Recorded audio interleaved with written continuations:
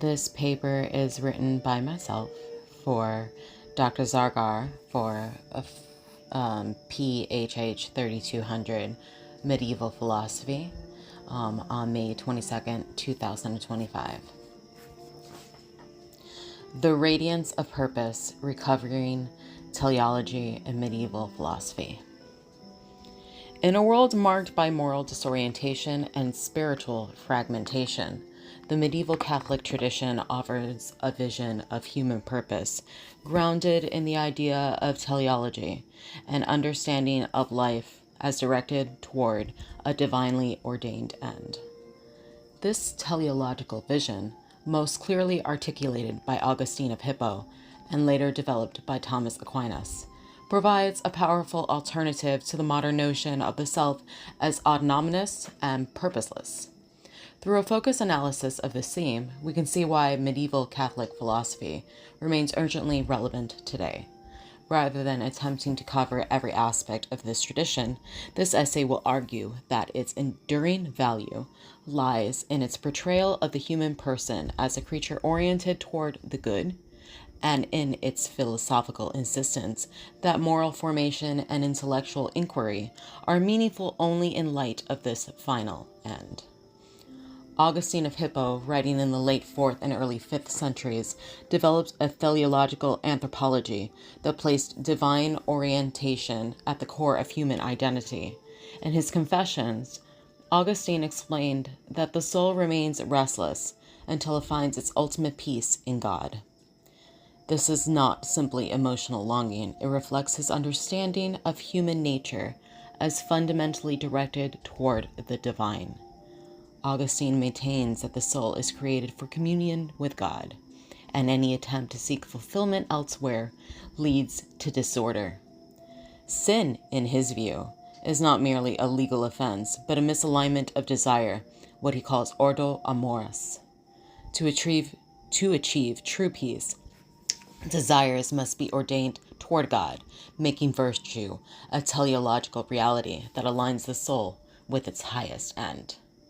This Augustinian foundation deeply influenced later Catholic thinkers, especially Thomas Aquinas, whose Summa Theologiae develops a systematic account of human purpose grounded in natural law and teleological virtue. For Aquinas, teleology is essential to understanding both morality and metaphysics. He presents human beings as rational creatures naturally inclined toward the good, and in their pursuit of truth and justice, they ultimately seek union with God. Aquinas notes that genuine happiness is achieved through intellectual contemplation, which fulfills the soul's highest function.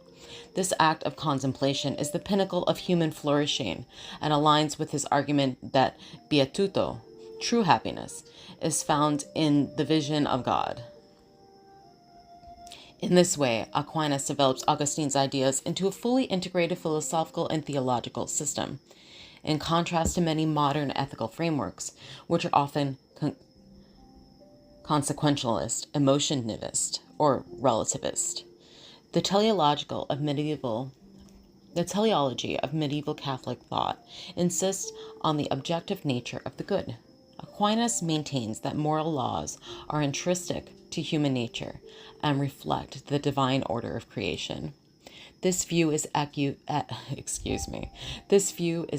in Addison's account of Islamic philosophers like Ibn Sina, who likewise argue that the soul reaches perfection through the pursuit of truth and the contemplation of its intellectual potential. Although their theological frameworks differ, the shared emphasis on teleological fulfillment illustrates a broader medieval consensus that human beings are made for a purpose. Modern secular thought often treats identity as self-constructed and morality as socially conditioned. The teleological anthropology of Augustine and Aquinas pushes back against this view, asserting that the human person is not a product of circumstance or preference, but a being whose flourishing depends on fulfilling a divinely given end. This perspective offers a compelling framework for moral and spiritual renewal, suggesting that virtues matter not merely for their social benefits, but because they cultivate the soul in alignment with its true nature. To understand the contemporary relevance of this tradition, we must also reflect on what has been lost in its absence.